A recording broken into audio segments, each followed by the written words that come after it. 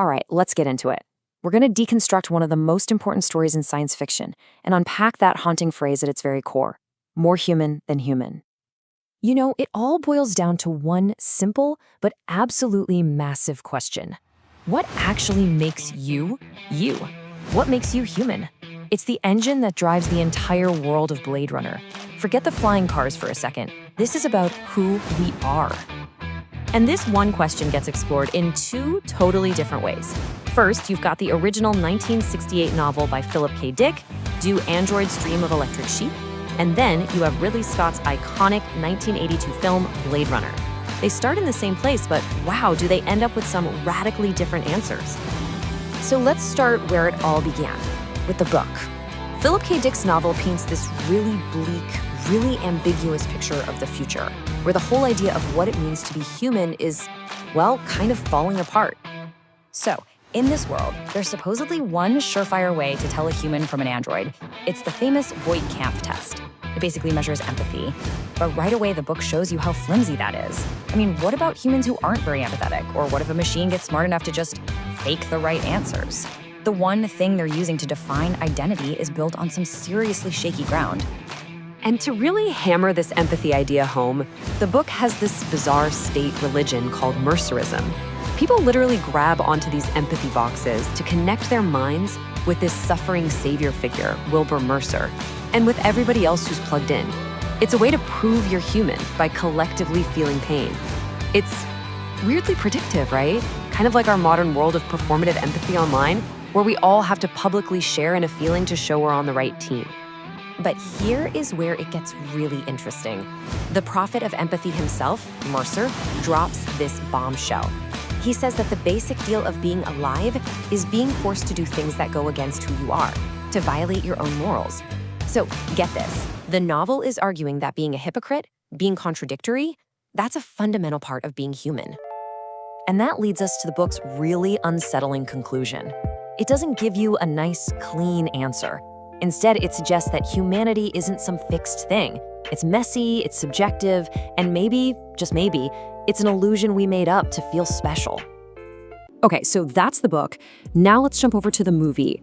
Ridley Scott takes all those heavy philosophical questions and spins them into something visually stunning and thematically very, very different. The first thing that just hits you about Blade Runner is the look. And it was no accident. The cinematographer Jordan Cronenweth said they were directly inspired by old-school film noir like Citizen Kane to create this world filled with shadows and moral gray areas. And this isn't just about looking cool. All of it, the deep shadows, the constant rain, the smoke, those beams of light cutting through the darkness, it all creates this feeling of being trapped, of being confused. The world itself looks exactly how the characters feel inside, struggling to find some kind of clarity. And here is the single biggest split from the novel. The film suggests that humanity isn't something you're just born with. No, it's something you can learn, something you can achieve, even if you started out as a machine. The ultimate proof? Roy Batty. This guy is a combat model, literally designed to kill. He spends the whole movie fighting for his life. But in his final moments, when he has his enemy, Deckard, dead to rights, he saves him. He learns empathy.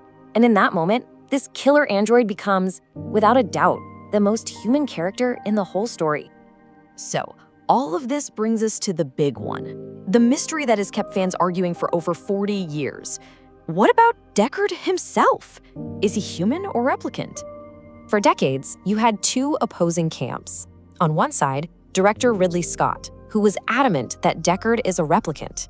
He even put clues in, like the famous unicorn dream, to hint that Deckard's memories were fake implants.